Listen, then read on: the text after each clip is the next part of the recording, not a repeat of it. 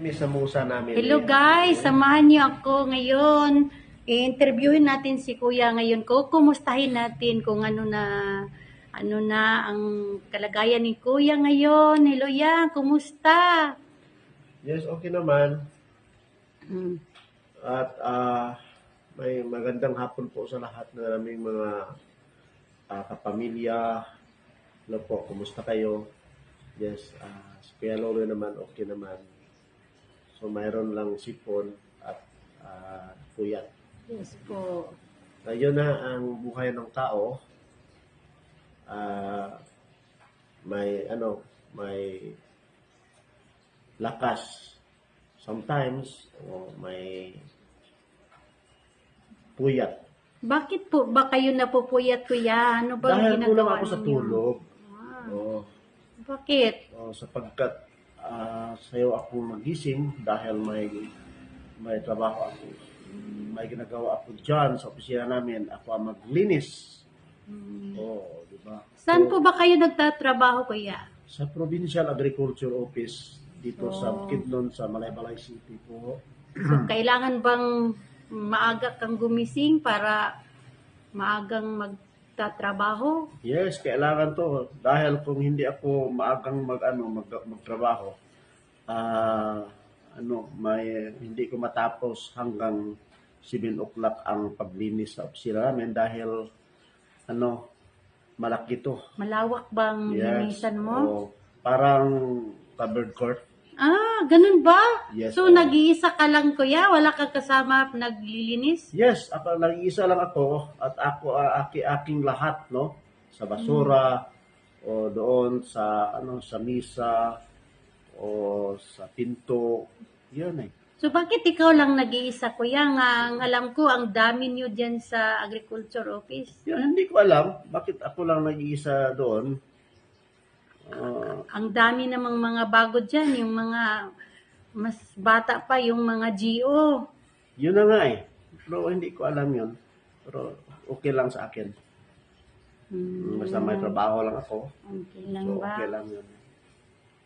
May Panginoon naman. Yun. Ang gusto ko lang mabigyan ako sa lahat na oras o lahat na panahon sa yun sa Bisaya, panalangin. Diba? Sa Panginoon. So, pagkatapos mo paglinis, Kuya, ano bang ginagawa mo? Yun, pagkatapos ko, mag-biometric ako 5 o'clock. Magiging ako sa trabaho ko. Tapos uuwi ako, mag-prepare naman ako sa sarili ko, sa katawan ko. Tapos maghintay ng 8 o'clock dahil babalik naman to doon sa office follow up sa paglinis. So, 8 o'clock agad, babalik Yes, na? 8 o'clock. Pagkatapos uuwi naman ako at kakain kami ni Ate Sanara. Ganun Sa po ba? pamana. Yes. So, anong oras ka din babalik para sa trabaho na Yun, naman? sa 11 o'clock, babalik naman ako. Hmm. Hanggang hapon na dayon ay 5 o'clock. Ganun po ba? Mm. So, sa ano naman ang masasabi mo sa trabaho mo, Kuya? Yes, okay naman ang trabaho dahil kahit puyat at maraming trabaho, hindi lang paglinis. May mga documents pa kaming dalhin doon sa Kapitolyo. At may garden pa ako doon sa likuran namin sa agriculture. Pero ngayon, sa pagkanayon, wala ako na trabaho to dahil busy.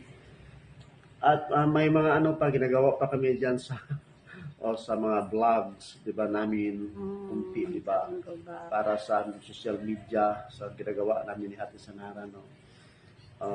So, yun na yan. Pero okay lang yun. So, yan ang daily routine mo, Kuya, sa trabaho. Yes, okay lang yun. Naman 63 years old naman ako, pero yun lang si Kuya Lola. Yan.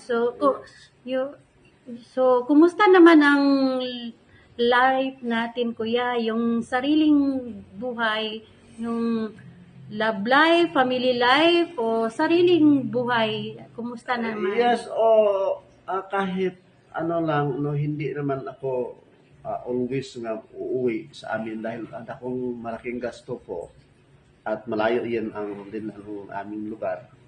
o doon ang pamilya ko. Pero miss ko na ang pamilya ko eh. O, dahil malayo ako, ano lang, sa Bisaya, ginaantos lang. Dahil importante may trabaho para mabuhay naman, kita para sa pamilya.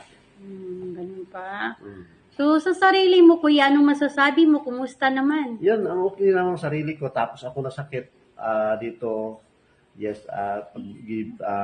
binibigyan pa ako ng chance ni God. Yes, o sa na yun, naalin, no, na nawala yung sakit ko. Naalim so, ng mga sakit o Yes, so salamat naman ako sa Panginoon, sa panalangin at sa mga taong na mahal sa akin dito sa Malaybalay. Isa na to si Ate Sanara at Kuya Dan, sa pamilya namin, sa mga pamangkin ko. Salamat naman yun na hindi ako nila pabayaan, guys. So, sa lahat kong mga kaibigan, nandito naman kayo sa amin at always naman kamo dyan. No, diba? So, salamat po sa lahat, no? Sa lahat, diba? So, Nagmahal sa akin. So, sa edad mo ngayon, kuya, na 63, di ba? Yes, So, po. kumusta naman po ang love life natin? No, okay ra siya. No, okay naman yun. Sapagkat ang tao, kung may puso, yes, yun ang mga pagmahal, diba? O pagmahal sa sarili, pagmahal Yes sa po. pamilya, pagmahal sa mga tao, dahil sa tabi mo. No, sa pamilya namin ni Ate Sanara, sa mga pamangkin ko. Dahil ang tawag sa akin parang papa na, diba? Parang lolo na po, diba? Sa mga apo namin, yung mga lambing. So yes, ano naman, ang mga, yes, sa Bisaya, kamingaw naman, diba? So yun, pag dito ang aming mga apo, at ang mga anak ni Kuya Dan at Ate Sanara, na yun ang tawag sa akin, Papa. Yes, so parang, yes, pamilya ko naman yun di ba? Yes, also, I love you mga anak ko, mga pamangkin. So, sa ngayon, kuya, may itatanong lang ako sa iyo kung sana magbigay ka ng 3 strength sa buhay, yung mga lakas mo nagbibigay lakas sa iyo. Bali, 3 ang ibigay mo. Yes, ang una po, nagbigay sa aking lakas, yun, ang isa po, ang una po, ang Panginoon po. Yes po. Sa pamilya ko, at yun, ang pamilya ni Ate Sanara po at Kuya Dan. Okay. So, kung may mga struggle, kuya, o may mga masasabi nating worse sa life nga naagyan mo na mula noon o hanggang ngayon, ano pa ang masasabi mong worse sa imo ang kinabuhi? Yun ang importante yun. Ang hindi ko lang malimutan yung sa bata pa ako. Meron pang ako mga mali sa buhay. Yun, pero salamat naman kay God, ipagbigyan ako ng chance, no? Another chance. Yun ang Nalampasan mo. nalampasan ko. At yes po. So ito na po, no, may isa pa, po sa Tagalog po. May sa Bisaya po ay kausapan po, changes, di ba? Okay. Hindi na para sa unang yung mga Di tulad noon. hindi tulad noon. Hindi na yun. Iba na ang iba na ang takbo ng buhay ko. Dito lang ako magtrabaho. Trabaho yon, tulog naman, pa-relax, trabaho, at may kunting mga lakad namin dito sa Malaybalay, sa trabaho namin Ate Sanara at Kuya Dan. So yun lang di ba? Okay, salamat sa mga katanungan po na sinagot nyo. May isa pa akong itatanong. So sa ngayon, ano na ang mga hinihiling mo sa buhay? Yes, ang hinihiling kong pagbigyan naman ako sa Panginoon ng mga ano pa, mga tuig yan, di ba? Mga taon. Bigyan pa ng Yes, oh, di ba? pagkakataon ng Pagkataon. mabuhay. Mabuhay pa, di ba? Mm. Kung ano po, yes, o ano pa po, mga, yeah, mga taon, no, tuig, no, mga tuig po. Yes. At para ano po, maalagaan ko naman, magpabigyan ko naman ang pamilya ko. At may change na ang buhay ko. So, Para yon sa sa mga ano pa, mga coming na mga tuig o year at mag-change ang buhay ko.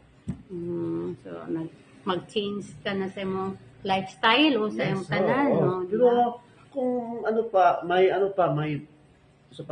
Lakas. lakas pa ako. Yes, oo. Trabaho naman na trabaho si Kuya. Yes po. Wow. Oo. So, sa ngayon, Kuya, nasagot mo na lahat yung mga katanungan ko. So, ano ba ang masasabi mo sa mga tao, lalo na sa mga makapanood nitong video na to? Ano bang maipapayo mo sa kanila o magbigay ka ng inspirasyon sa buhay? Yes, sabi ko lang sa lahat ng mga kapamilya at kaibigan. Yes na po, no? Kung ano man ang mga ginagawa natin noon. So yes, i-change na ngayon, di ba? At labi na no sa mga anak namin. So mag-change na kayo yung, di ba? Alagaan ninyong sarili ninyo at mangarap naman kayo sa buhay niyo. At sa lahat naming mga kaibigan, salamat sa lahat. Salamat sa lahat no, sa pagsuporta ninyo sa amin no, sa program namin ni Ate Sanara sa radio at ang mga friends namin sa Facebook. Yes, salamat naman sa inyo. At importante yun, no? Salamat kay God. Wow, Magandang hapon yes. po. Thank you, Kuya. Yan lang. Salamat sa mga katanungan na nasagot lahat. Yan lang, guys. Bye-bye. Kami ni Kuya Loloy, At Ate Sanara, nagkapasalamat. salamat ka rinyo sa paglantaw Yes po. sa video namin at sa mga sa mga tanong at Sanara sa akin. Salamat po. Magandang hapon po. Yes.